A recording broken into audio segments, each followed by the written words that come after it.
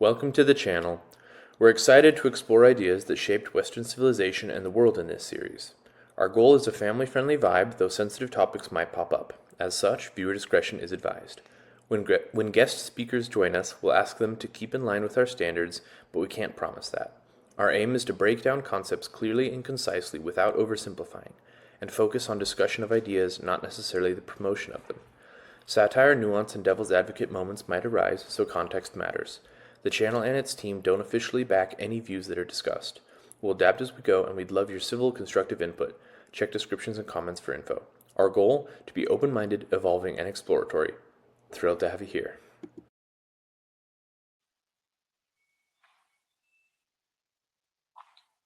All right. Welcome, everyone, to the next installment in our read along series where we read through and provide our commentary on a significant work in or to the Western world and to philosophy. Again, this is Plato's Republic, if it doesn't say that already in the video description or the title of the video. And yeah, Caleb, do you want to start reading for us? Yes, Or- sir. All right. So, last time we finished off with asking about whether just or unjust societies might be more adept at taking advantage or enslaving others, something like that. So, we'll reread a little bit of what we read. Then I will repeat the question which I asked before, in order that our examination of the relative nature of justice and injustice may be carried on regularly. A statement was made that injustice is stronger and more powerful than justice, but now justice, having been identified with wisdom and virtue, is easily shown to be stronger than injustice. If injustice is ignorance, this can no longer be questioned by anyone. But I want to view the matter, Thrasymachus, in a different way. You would not deny that a state may be unjust and may be unjustly attempting to enslave other states, or may have already enslaved them and may be holding many of them in subjection? True, he replied, and I will add the best and most perfectly unjust state will be most likely to do so. I know, I said, that such was your position. But what I would further consider is whether this power, which is possessed by the superior state, can exist or be exercised without justice, or only with justice. If you are right in your view, and justice is wisdom, then only with justice. But if I am right, then without justice. I am delighted, Thrasymachus, to see you not only nodding assent and dissent, but making answers which are quite excellent. That is out of civility to you, he replied. You are very kind, I said. And would you have the goodness also to inform me whether you think that a state, or an army, or a band of robbers and thieves, or any other gang of evildoers, could act at all if they injured one another? No, indeed, he said, they could not. But if they abstained from injuring one another, then they might act together better? Yes.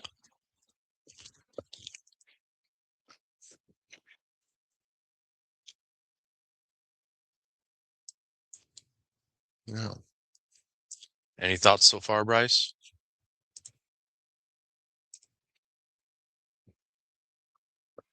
I hope he brings up, or I hope Aristotle brings up um, something to the effect of just because you're acting one way to one group and doesn't mean that you're necessarily acting the same to another group. Do you Mm, follow? yeah.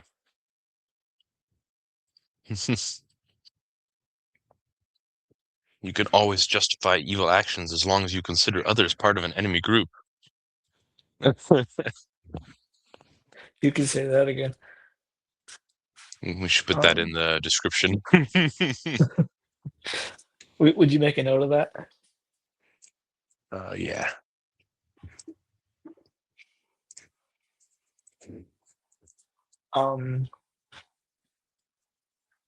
I guess I've been watching a show recently, and a lot of it deals with this whole uh, concept of, I guess, protagonists and like cops and a gang, honestly. Um, and there's this whole, I guess, famous quote that goes like "honor among thieves," essentially. And um, I mean, I guess it makes sense, logically speaking, that there would have to be some sort of orderliness within an organization for it to be able to exist for any extended amount of time. The quote by Abraham Lincoln comes to mind. Um, a house divided on itself cannot stand, or a house divided cannot stand, um, which I think is applicable here. And I hope you mentioned something to that effect, that that with any organization there needs to be some sort of order, or else it would of necessity kind of not be viable, so to speak. Yeah, that quote for Abraham Lincoln also came to mind. I think it was originally from the Bible, so very old idea, even with Judeo-Christian roots. So I wonder how far back that goes, but that's probably a pretty ancient principle. The first time people, were getting along and not getting along, you could probably see that difference. Hmm. Hmm. So while talking about the states, now he's bringing up whether or not internal cohesion is needed. Interesting. You want to pick up at, and this is because? Yeah, I can pick up from there. He goes, and this is because injustice creates divisions and hatreds and fighting, and justice imparts harmony and friendship. Is not that true, Thrasymachus? I agree, he said, because I do not wish to quarrel with you. How good of you, I said, but I should like to know also whether injustice, having this tendency to arouse hatred, wherever existing among slaves or among the freemen, will not make them hate one another and set them at variance and render them incapable of common action. Certainly. And even if injustice can be found in two only, will they not quarrel and fight and become enemies to one another and to the just? They will. And suppose injustice abiding in a single person, would your wisdom say that she loses or that she retains her natural power? Let us assume that she retains her power. Yes, or excuse me, yet is not the power which injustice exercises of such a nature that wherever she takes up her abode, whether in a city, in an army, in a family, or in any other body, that body is to begin with rendered incapable of united action by reason of sedition and distraction, and does it not become its own enemy and at variance with all that opposes it and with the just? Is not this the case? Yes, certainly. And is not Hmm. injustice equally fatal when existing in a single person, it, in the first place, rendering him incapable of action because he is not at unity with himself, and in the second place, making him an enemy to himself and the just? Is this not true, Thrasymachus? And then he says yes. Uh, Oh and my. oh, my friend, I said, surely the gods are just, granted that they are. I hear some wheels turning Hmm. over there. Yes, there's a lot to unpack in here. Yeah. There's firstly, I'd say, not necessarily new to this part of the writing, but in general, uh, Socrates seems to bring up statements for what you would call like inductive logic, like patterns of reasoning, like, oh, dogs have 4 legs, right? Yeah, dogs have 4 legs. Where, which that might not necessarily be true. Like dogs, could be born without a leg or could lose a leg in a, fight or something. And so he makes statements. He makes people agree with statements that are generally true, but then applies them in an absolute sense that maybe some logical fallacies could kind of sneak in there. And then it's interesting how he applies injustice to a whole group, to individual pairs of people, like between each other and within a person, and applies it as a sort of constant thing. Like an unjust person is a person who always has this way of existing. Whereas, I think realistically, it's not like unjust people are always dishonest, because, you're just not going to get far always lying. Lying is something to be used, strategically, kind of thing. Like And I the think worst there's, liars, will tell the truth sometimes because that makes them believable. yeah, and I guess to that point, the most, oh, what's the word? Believable, the most potent of the sort would be, I guess, lies that have some aspect of truth to them, Yeah, because there's truth. yeah, those definitely make the most convincing lies. So it seems like he's taken the broad idea of injustice and he's kind of narrowed it in application to like a pathological antisocial tendency. It's like, oh, they can never get along with anyone else or themselves. It's like, well, that might be accurate for, a subset of psychopaths, people who kind of literally have that pathological tendency to just prioritize like the short-term gains at the expense of anyone or everything else. But I think realistically, for most people, injustice is not so broad of a lifestyle, I guess you could say. It's not such an absolute principle to live by. Which I think that point doesn't necessarily like wholly disprove, or I guess oppose what Aristotle is saying.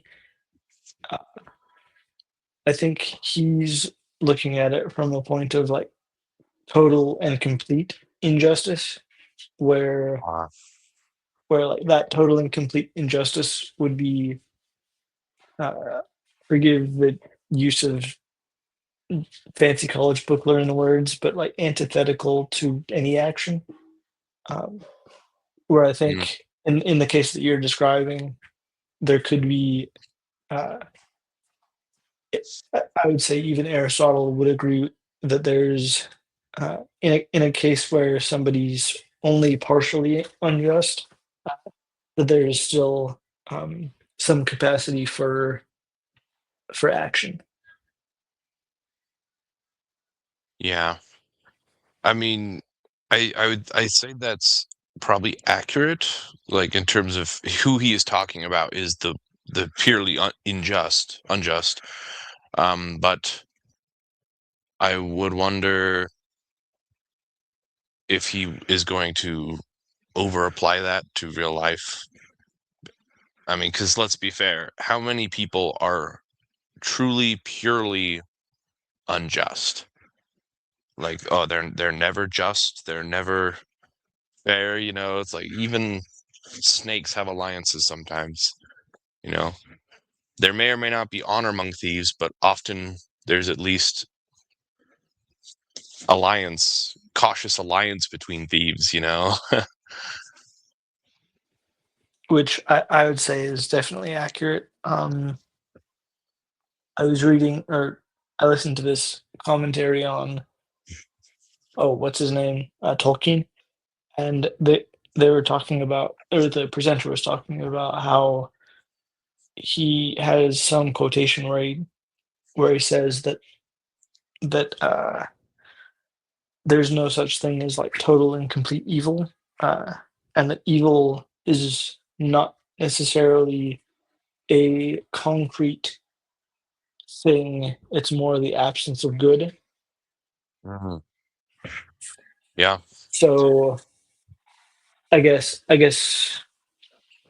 in brief summary of what I'm trying to get at, uh, I I would agree, and I think this is what you're getting at as well, that there's no such thing as, um, I guess, complete injustice because that would be long term unsustainable. Yeah. Yeah. I think that's a very interesting and compelling idea I've heard come up a lot. When we have a proper discussion on the nature of good and evil, that would be fun to dig into more. Oh, in the comments below, let us know if you want us to read and comment on Milton's Paradise Lost. I think that would be a fun conversation to have. Hmm. Eh, a quote from Captain Jack Sparrow also comes to mind, where he says, "A dishonest man you can always trust to be dishonest. It's the honest ones you got to worry about, because you never know when they're going to do something incredibly stupid." It's like most people, are not so dishonest that you can trust they're going to be dishonest. Or if they are, then they're dishonest enough consistently to be causing themselves more pain than gain, maybe. Mm, you know, I mean, of course, it's hard to generalize because, like, if someone is dishonest enough to, burn the bridges around them, they could always just move on to the next town and, where their reputation doesn't precede them. So, I don't know. In practice, you probably could be much more unjust than the the theory might suggest, because real life is complicated, and where there's a will, there's a way.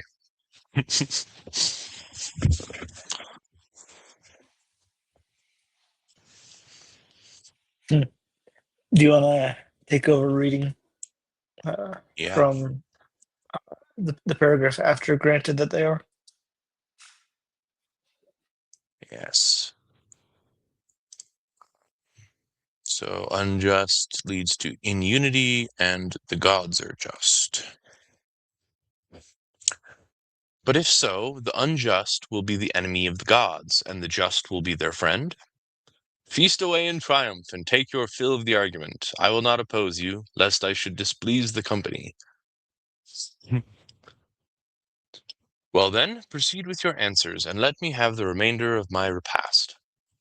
For we have already shown that the just are clearly wiser and better and abler than the unjust, and that the unjust are incapable of common action. Nay, more, that to speak as we did of men who are evil acting at any time vigorously together, is not strictly true, for if they had been perfectly evil, they would have laid hands upon one another. But it is evident that there must have been some remnant of justice in them, which enabled them to combine. If there had not been,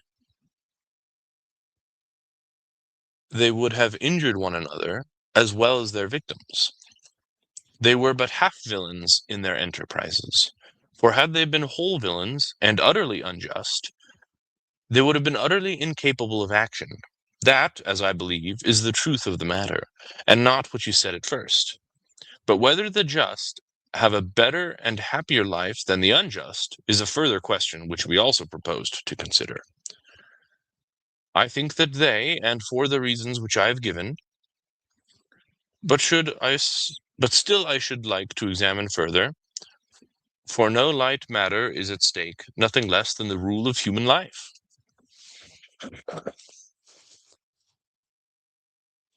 That's interesting. That the just are clearly wiser and better and abler than the unjust. I think they're really,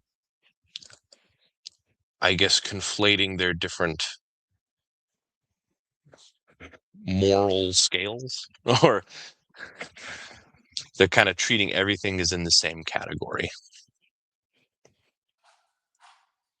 which I think is logically consistent with his or he's trying to stay logically consistent with the the complete and total, like, I guess, quote unquote unjust being incapable of action because they're all against each other, so to speak. Yeah, I mean, I guess their logic is consistent. It just isn't flexible enough to denote reality, I would say. But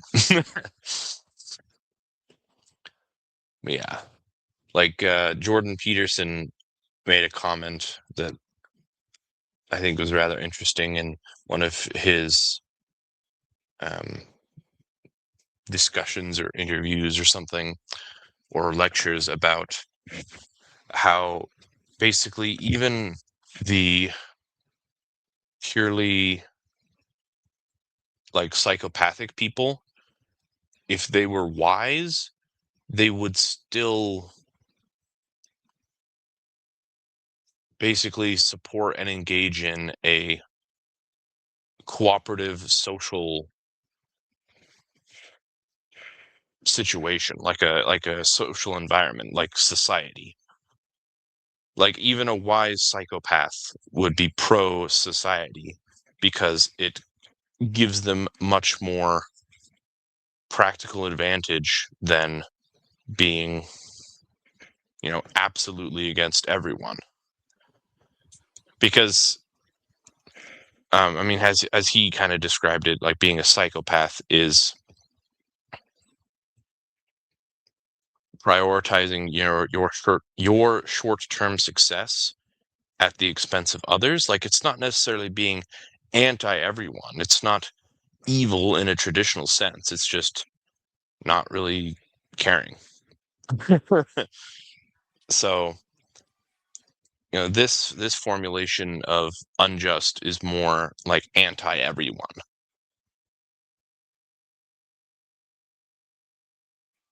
I like that And distinction.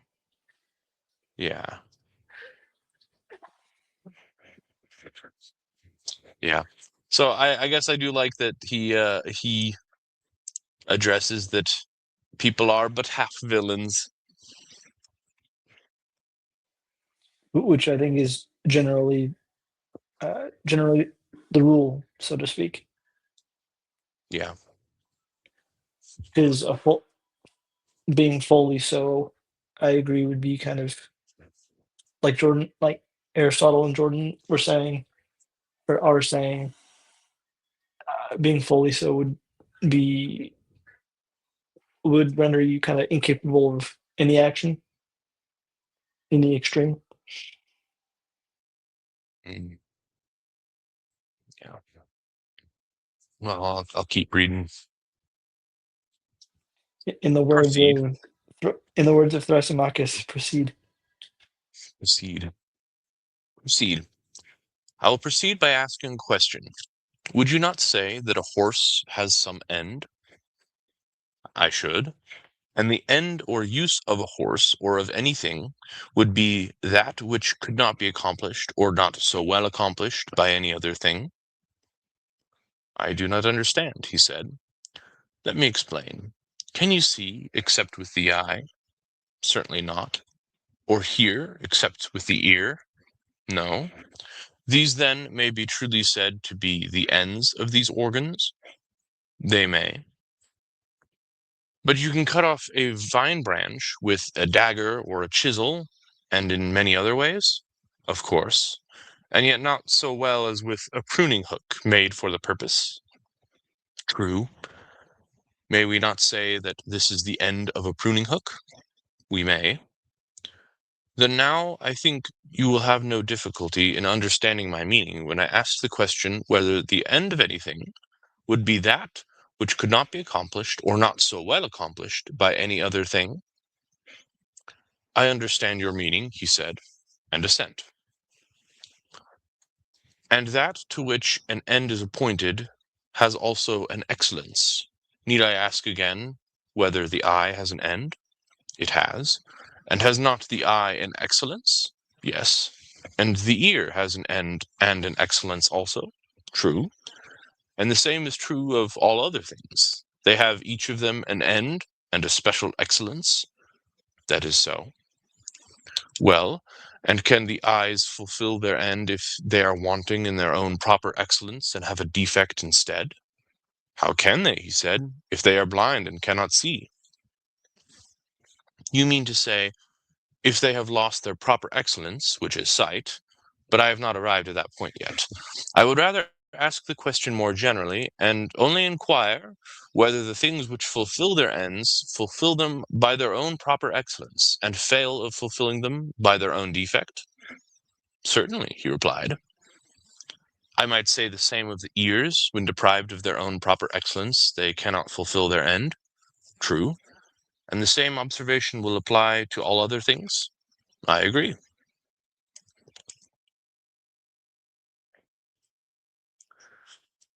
Right?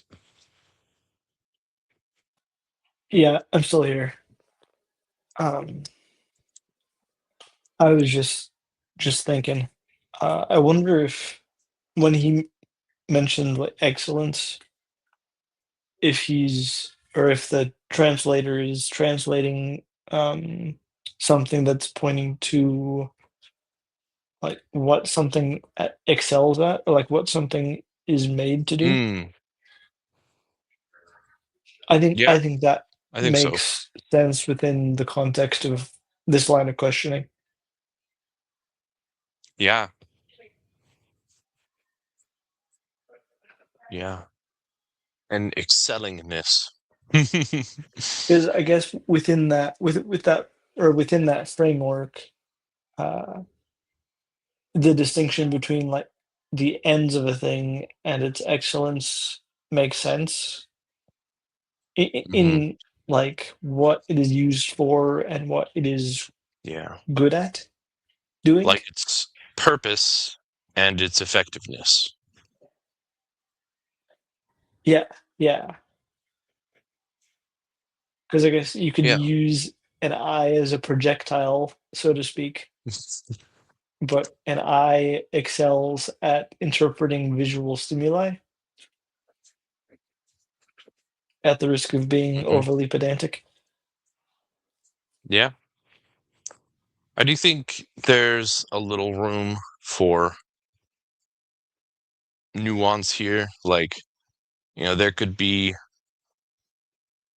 maybe someone makes some tool like a pickaxe for mining, and then someone else invents another tool that's like a jackhammer.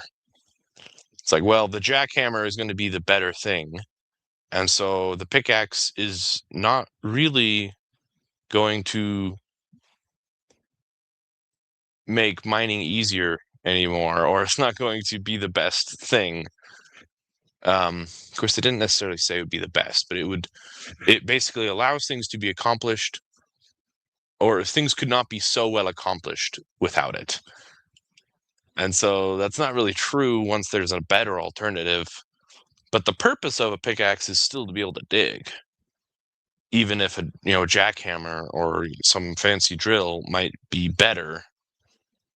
So there's a little disconnect with that, at least in terms of technological advancement and stuff. But generally, I think that's a pretty good.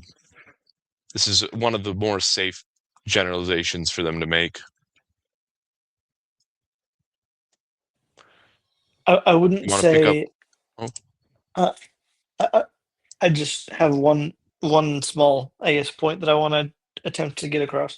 I wasn't necessarily trying to say that uh, an an eye doesn't do seeing poorly, or that something else sees better than it. I was just trying to, I guess, get the point across that uh, what an eye does, or what a thing does, and what it does well, uh, is what he's trying to say.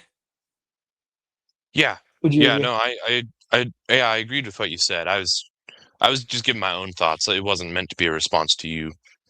Oh, okay, for sure, for sure. And I guess I see what you're saying with uh, what something does and what it is made to do does not necessarily uh, contradict what something might do just as well, if not better, like the groundbreaking example, which reminds me of a joke, by the way. Um, Yeah, uh, do you know what the most ground or what a super groundbreaking invention was? the shovel, And do you know what was even more groundbreaking? the track, The jack, a the jackhammer. jackhammer. But Yeah, you the don't dad seem very joke. amused. Well, I've heard that one before. All right. Tough crowd. Um, you ready to pick up at well? Yes. Uh, he goes on to say, well, and has not the soul an end um, which nothing else can fulfill? Which I guess, given our conversation, that's a little bit of a uh, potentially inaccurate statement. For example, to superintend and command and deliberate and the like, are not these functions proper to the soul? Um, they're pertaining to the soul, or in other words, and can they rightly be assigned to any other? To no other, he said. And is not life to be reckoned among the ends of the soul? Assuredly, he said. And is not the soul an excellence also? Yes. And can she or can she not fulfill her own ends when deprived of that excellence? She cannot. Then an evil soul must necessarily be an evil ruler and superintendent, and the good soul a good ruler? Yes, necessarily. And we've admitted that justice is the excellence of the soul, and the injustice the defect of the soul. This has been admitted. Then the just soul and the just man will live well, and the unjust man will live ill. This is what your argument proves. And he who is well and blessed and happy, and he who lives ill, the reverse of happy? Certainly. Then the just is happy, and the unjust miserable. So be it. But happiness and not misery uh, is profitable, of course. Then, my blessed Thrasymachus, injustice can never be more profitable than justice. Let this, Socrates, he said, be your entertainment at the Bendidea, um, for which I am indebted to you. I said, now that, uh, wait, sorry, for which I'm indebted to you. I said, now that you have grown gentle towards me and left off scolding. Nevertheless, I have not been well entertained, but that is my own fault and not yours. As an epicure snatches a taste of every dish which is successively brought to the table, he not having allowed himself to time to enjoy the one before. So have I gone from one subject to the other without having discovered what I sought at first, the nature of justice. I left that inquiry and turned away to consider whether justice is virtue and wisdom or evil and folly. And when there arose further question about the comparative advantages of justice and injustice, I could not refrain from passing on to that. And the result of the whole discussion has been I know nothing of at all. Been that I know nothing at all. For I know not what justice is, and therefore I am not likely to know whether it is or is not a virtue, nor can I say whether the just man is happy or unhappy. That is the end of book one. Wow.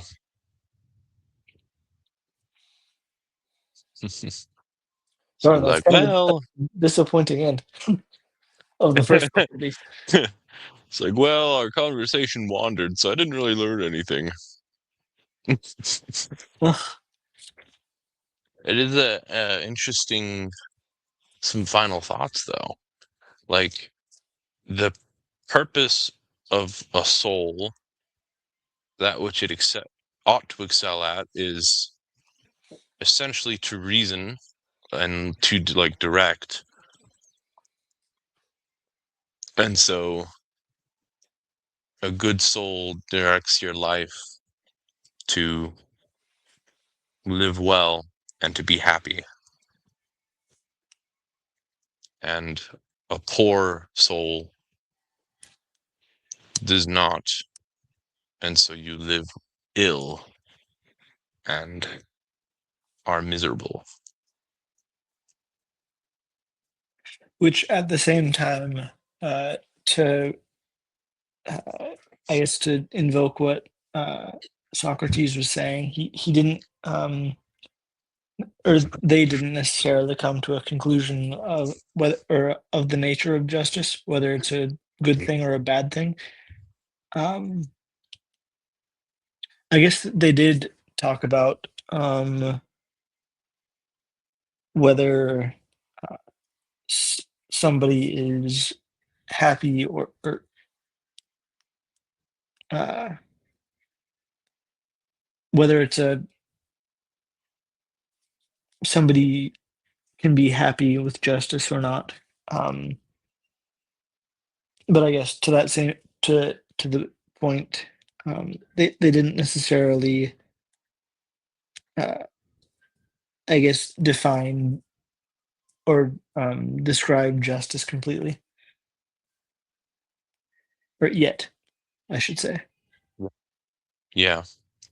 I do think this is, I mean, not a fruitless conversation. It just went into a little bit more, maybe context and maybe related ideas, and it would still be a useful part of a wider discussion. For sure. Yeah, it was cool. It was good book. We Amen. do have some time. What do you say we kind of skim back through it or try and kind of summarize the whole book as it went, if we can remember? We can certainly try, that's for sure. Let the record show that we at least tried. Uh, so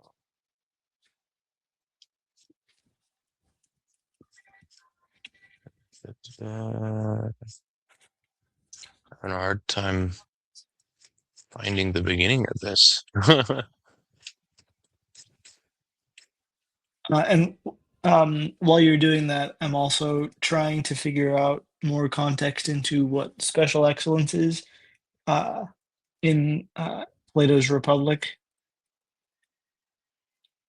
Just because I want to make sure that we're speaking correctly, you know, that we're not deceiving our audience.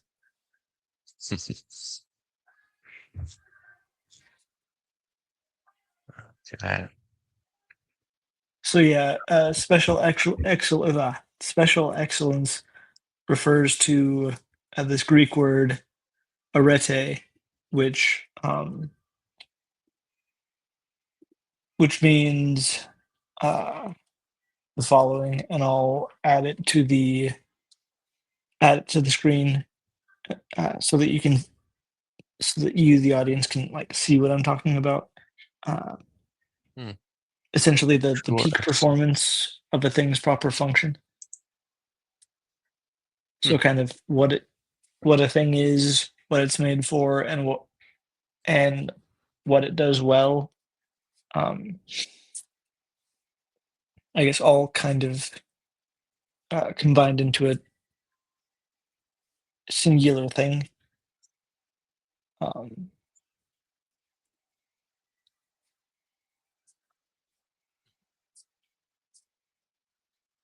Hmm.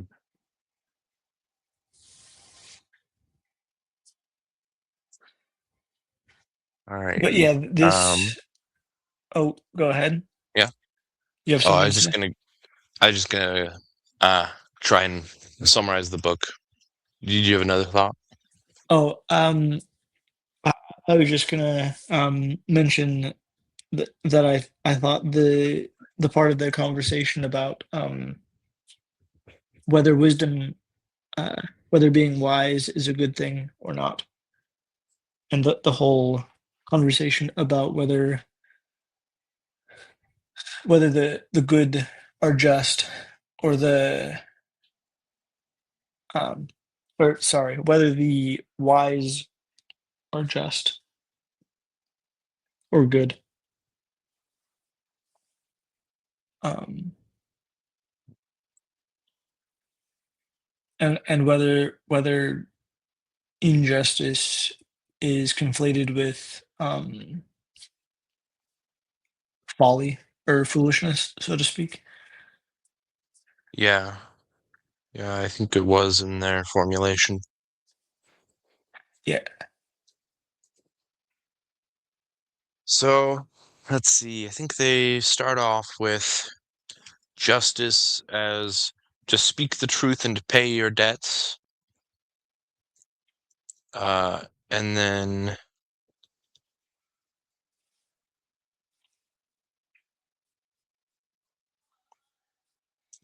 they talked about whether or not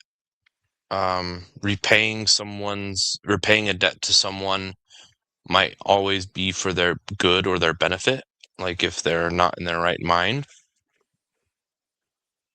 So then it was more about doing good or evil to people, and that you or what the person is owed. So, oh, you could do evil to an enemy and good to a friend, and that is justice. And then they started discussing various arts and and I would I guess note in their careers. formulation, arts are essentially things that are done, Yeah. like things you do or can learn to do. Like crafts and um, Horsemanship, in the archery, more broad sense, the more archaic sailing. sense. Yeah. Yeah, Yeah. And then it's like, oh, it's better to be just than unjust. Um, they kind of seem to talk about justice as dealing with like the proper payment of money a little bit in one um, arc of the conversation. Um, like to be just is to, hold money properly and pay money properly. Um, as part of, doing properly to others as justice. and then or taking care of things in general, like And taking care of items and storage and stuff. and yeah, I'd also note that within the art of payment, so to speak, there must be some sort of knowledge of, I guess, the art of paying well. Hmm.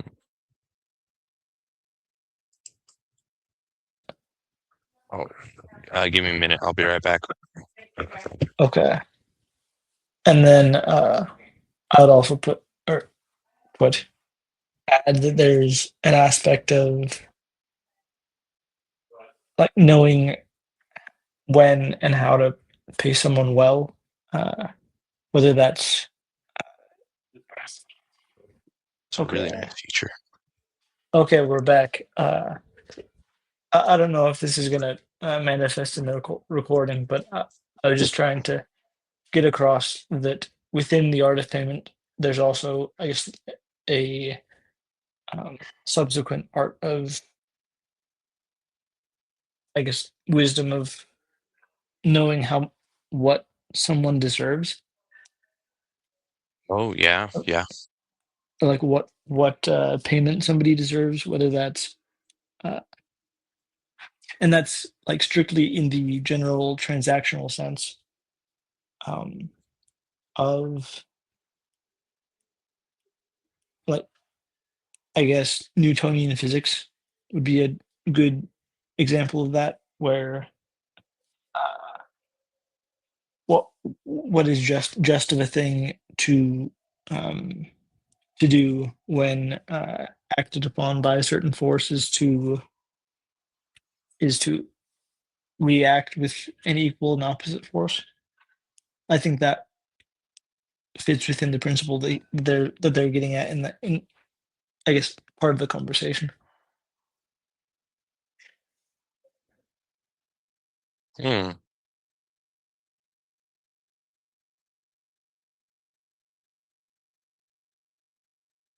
Hmm. Interesting. That's something to think about. I And they guess. also Oh, go ahead. brought up. Oh, they also brought up the idea of sort of giving an action implies competence in sort of receiving an action, or like vice versa, or like kind of the opposite end of it. Like those who are most skillful in preventing or escaping from a disease is best able to create one. The best guard of a camp is best able to steal a march upon the enemy. A good keeper is also a good thief. And it's like, Oh, that was in our second conversation, right? First or I second? think so. Yeah, it was towards the beginning, so probably second. Um, so if the just man is good at keeping money, he's also good at stealing it. I was like, huh? Um, Which justice. again, I think is a pretty logical statement. Do you think so? Yeah. Um, like a doctor would need to know uh, all the ways that there is to Hmm. for a body to be like Oh, injured, yes, I see. and so Like uh, you have to know your enemy to defend against it, kind of thing. yeah, yeah, like a doctor would Okay, need to yeah, know all the ways that a body could be injured, uh, and I guess with yeah, that you would need to know um, like what does the injuring, or I guess what tool would be used to injure in such a way, whether that's potassium or some weapon of some yeah. sort. Um, Yeah, I think that does apply more to like knowledge of a thing, which is not necessarily being good at a thing. Like someone could understand all True, the I guess. principles of like projectile physics and create, body armor, or, armors and materials, material scientist, and yet they could have no experience with a bow or a gun or any projectiles. That's true. I But guess it maybe would fall they're, more within the bucket or the art, so to speak, as like wisdom of a thing. yeah, yeah. Like maybe Is if we asked them, they would say that the art of something composes the wisdom of doing it and also like the act of doing it or something. that's true. Um, I guess that kind of ties in with, and we'll have to put a link here to. I don't know if we recorded or posted that conversation uh, of agency that that agency like that one's agency is not necessarily like infringed if you're unable, like Oh, physically unable to do something. Do you remember that oh conversation? yes. Yeah, yeah. Like what knowledge you need, what physical ability you need, what you need to make a decision versus what you need to act on the decision. And yeah. And like what you have at your disposal. Um, I guess one thing from that conversation I remember that we mentioned was like, for example, knowledge of like aerodynamics in flight. Like just because you know, well, quote unquote, like how to fly doesn't mean that you can. Hmm. Yeah. I guess that doesn't. a- Again, that doesn't necessarily mean that you're restricted in any meaningful way. It just means that some things are not doable. Hmm. Yeah.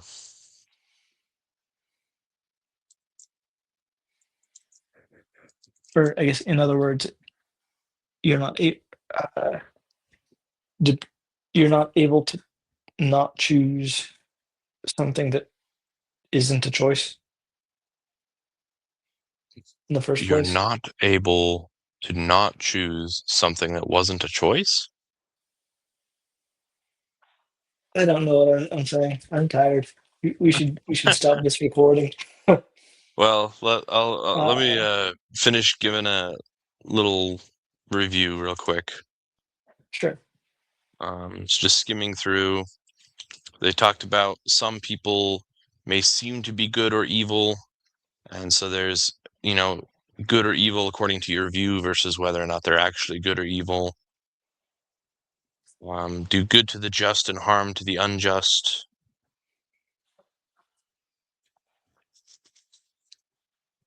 Um, I think they said like you ought to be, yeah, you ought to be good to the good and evil to the evil, pretty much, but you may or may not know who they are. Mm. um, and then oh, and then some could be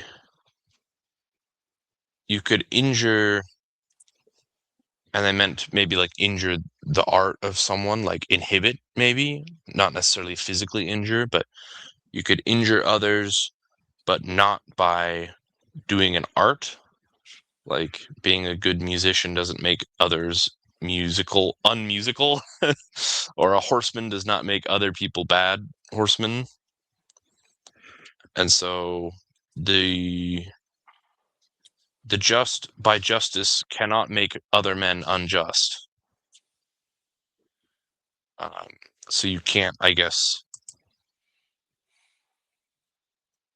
or you shouldn't, as a just person, injure the abilities of others. Like you shouldn't make them less, or they use the word deteriorate. You shouldn't deteriorate others. Something like that. Which I think that also speaks to sort of epistemology in a sense, like proficiency in an art, as they're calling it, is not some like finite resource. To your point, just because you're proficient at one thing doesn't mean that somebody's necessarily, as a result, less proficient. Mm-hmm. Like there's not some like finite and definable uh,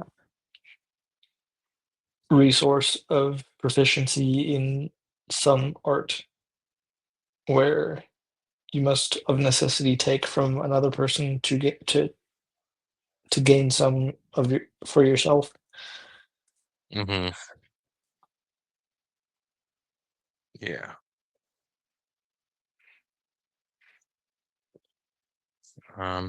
And that, yeah, a just man should not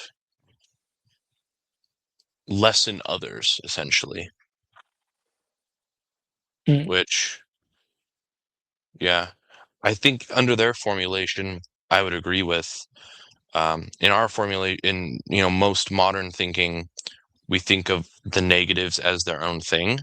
So, like the ability to steal, you know, we would say, oh, it's right to limit that. Like it's right to limit people's bad abilities, you might say. But I think in their formulation, they would say the bad abilities are just like, well, they're being unjust, so they're not really their own things,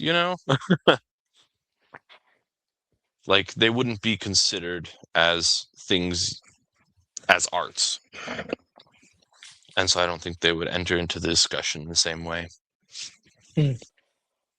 I was almost beginning to think along the lines of like I guess unjust things being more compounded than just things.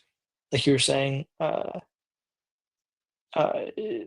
is it right to limit the ability to steal? Was your example, and Hmm. I was beginning to think along the lines of, well, stealing is just taking for a purpose, uh, or for like a bad Yeah. purpose. Uh, Does it have to be bad? Maybe stealing is considered an art, but it's not considered inherently evil.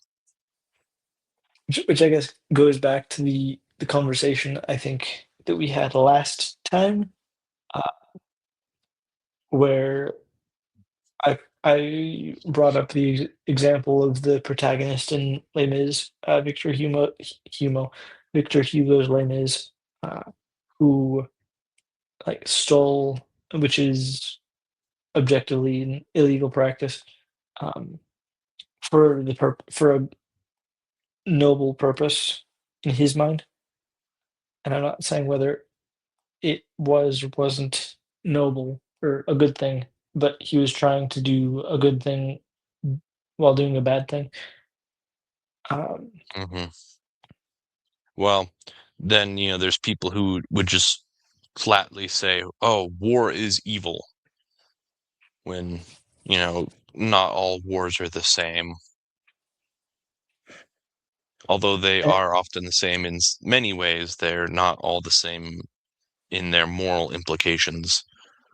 and like Um, their excellence, so to speak, or what they're aimed at, like what their purpose is, differs between war or from one war to another. yeah.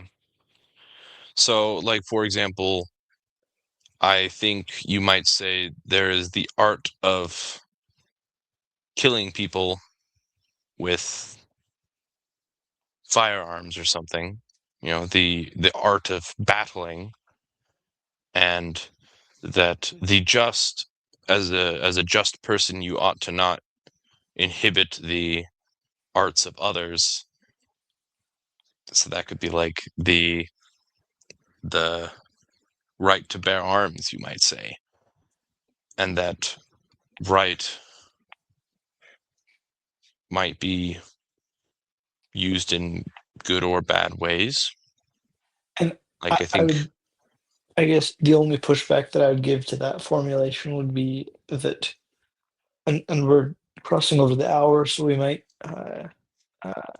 end this recording soon. But I would say that, or the only thing that I'd say to that would be that wisdom would be kind of the tempering force behind at least that situation, if not other similar ones, where well, in their use of the word wisdom, I think it's more akin to knowledge. So they would say the wisdom, there's like wisdom in arts. So oh, those who practice arts are more wise. hmm, Um, but you're using the more common modern use of wisdom, right? Like good judgment. oh, touche, yeah, yeah. I guess I was using it in the sense of knowing the practical app or the normal or good application of knowledge,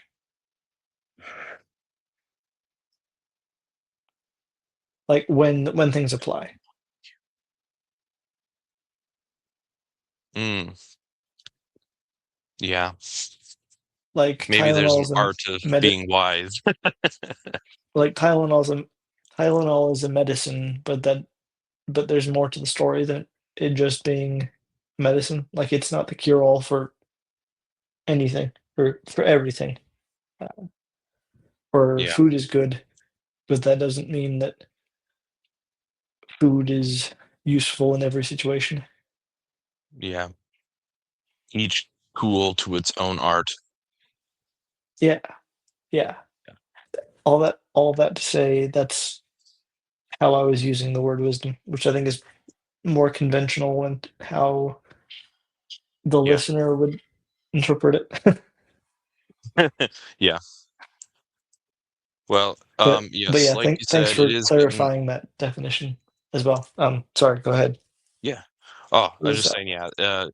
It is. We are getting up in time, so I'll try and rush through the rest of this summary. Um, it talked about payment as being separate from the art, and um, people would like to be paid for their art if the art is not itself, something that is sustainable. People generally want to be paid for their art, but that is separate from the art itself. Um, I think they kind of implied, or maybe even said, that there was something of the art of being paid, um, or that the art of paying properly you would be the recipient of. Um, it talked about the justice as being essentially doing what the ruling power wants, or the greatest power is the ruler, and doing what they want is justice. Then they said, oh, what they want might not actually be the best thing for them, so their justice could be to hurt them in some way. Like they could make laws that are not in their best interest. So is it blind obedience, or is it doing what is best for the ruling power? And then I think they said it was not for their best interest, it was just obedience to what they want was justice, as Thrasymachus put it forward, I believe.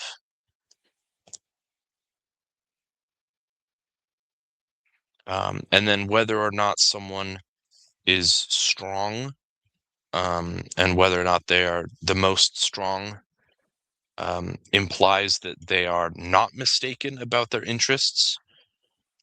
And Polemarchus makes the distinction that you are only the doer of an art insofar as you do it properly. Otherwise, you're not actually really the doer of the art.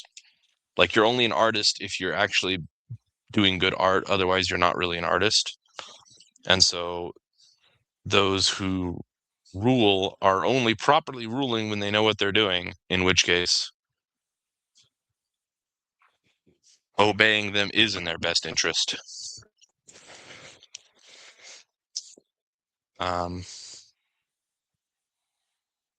Yeah.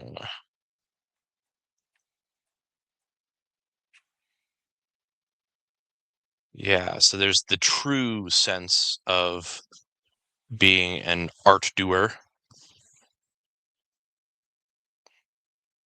And then the body, like the body has wants and relates to medicine, so the art of medicine helps the body in the art of being a good body. But so arts can influence each other, but they are still separate. Like, I think they said, a sailor might go sailing and that might help their body, but it's still separate from medicine, or something like that was an example.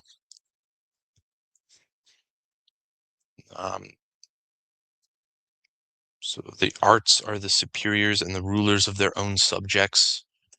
We talked about how that should be interpreted. Pilot, in the strict sense, is a ruler of sailors and not a mere sailor. So it's to properly be a doer of an art implies a certain level of proficiency or mastery over it. And then he goes on a tirade against Socrates. He's like, wow, you are naive. Don't you think people do things not just for their art, but also for their own benefit? Like, people do things for money, or people do things for their gain. And then the unjust get the better end of life because they take advantage of situations and they're better in everything that they're a part of.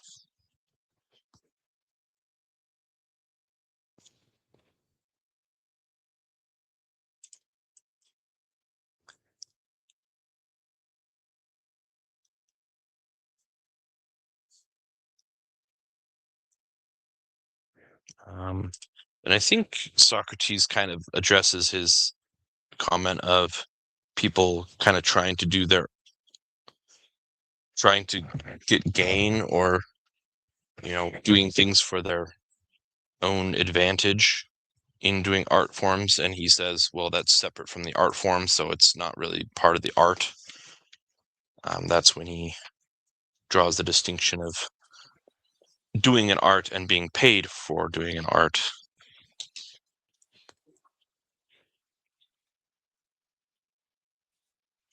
I think that was also kind of described in today's section and conversation as well. Um, that of if one acts unjustly, uh, there's no benefit to it. Um,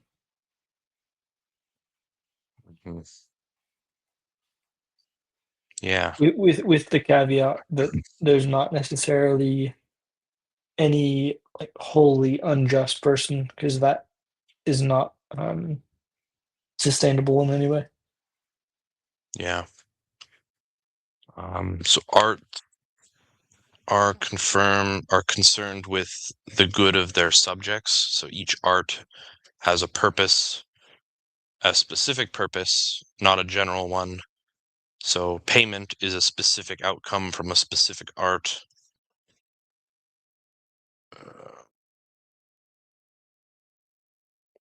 People who are willing to rule must be paid in money, honor, or penalty for refusing.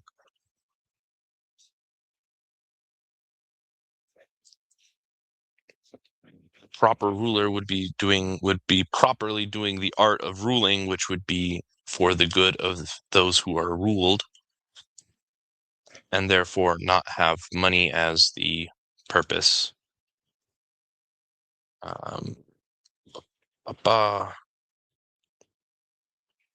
Which that principle again goes into the whole thing of, I guess, wisdom within the art of payment, where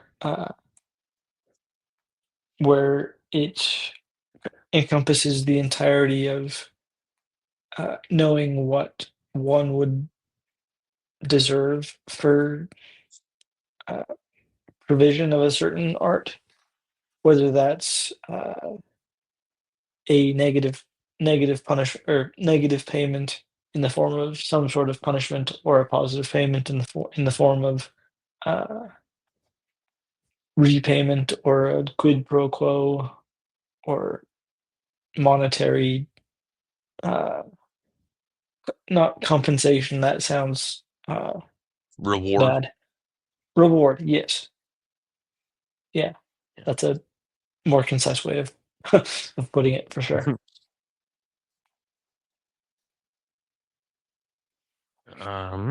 Let's see. Oh, and then this was an interesting part. It talked about justice and injustice with regard to virtue and vice.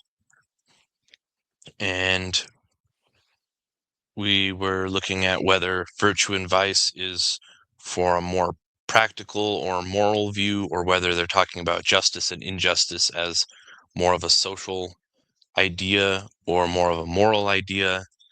And the whole idea of whether maybe the good person, or the person who is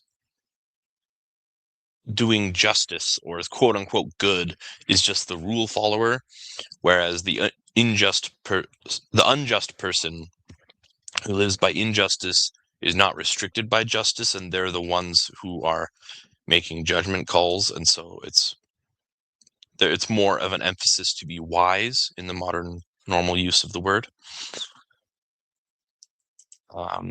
And so he was saying, Thrasymachus was saying, that the unjust appear to be wise and good.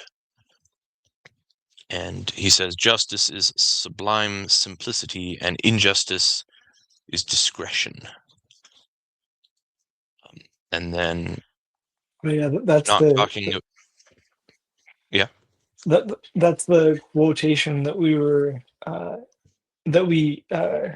had our conversation about, I guess, whether injustice or justice is a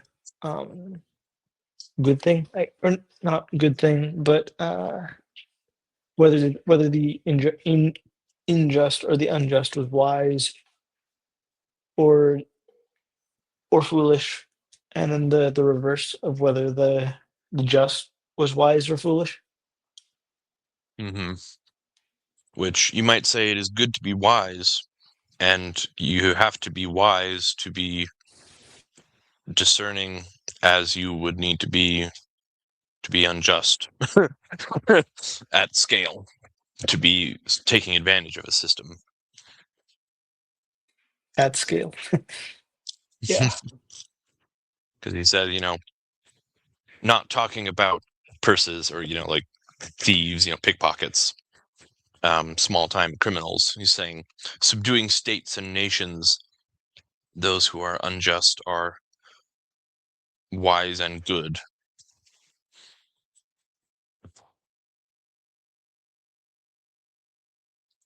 Um,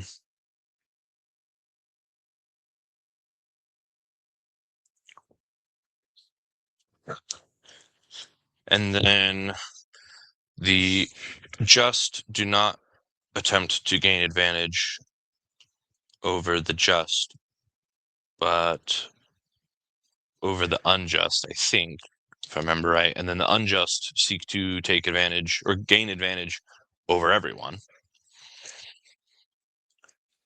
Yeah, and that was at the point when he was saying, or when both of them kind of agreed upon that the unjust have basically a general advantage over the just because of that fact that the just wouldn't attempt to be um, greater than the unjust, and so I Mhm. guess as a result would be always less than in a sense. No, the just would try and get advantage over the unjust, but not over other just people. Fair, fair.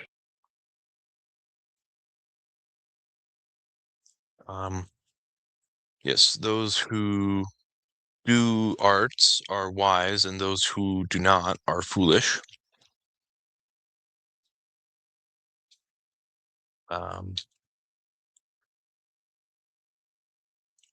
So then they're talking about knowledge and ignorance in general. Any man who has knowledge would wish to, be better, essentially, to be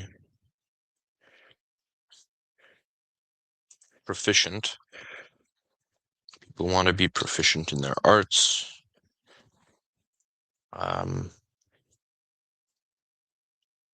So the just is like the wise and the good, and the unjust like the evil and ignorant, is what they get to. So then that upends that viewpoint of his. So then justice is seen as being better, stronger, and more powerful.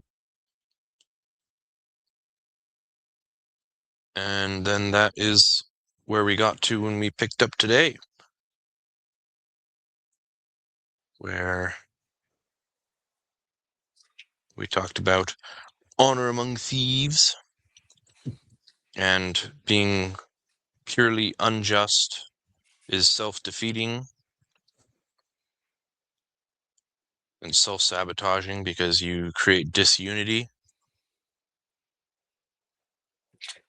Within the individual and within the the society as well. Mm-hmm. Then things have their purposes and their effectiveness, and the purpose of the soul is to essentially reason and direct, and ought to reason and direct you to live well and to be happy, which is profitable, while those who have an evil soul are not guided to live well, are the reverse of happy, miserable, and not profitable.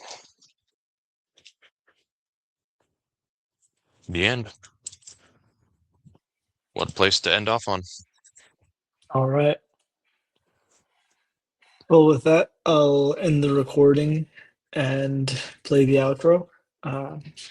Yeah, thanks for joining us. Those that stayed to the end, we appreciate you and your engagement. And yeah, we'll see you next time. Thanks for watching. Thanks for joining us through today's exploration. If this resonated with you, please subscribe, like the video, and hit the bell so you never miss an episode. Check the description and pin comment for extra resources. Thanks again for being here, and we'll see you in the next one.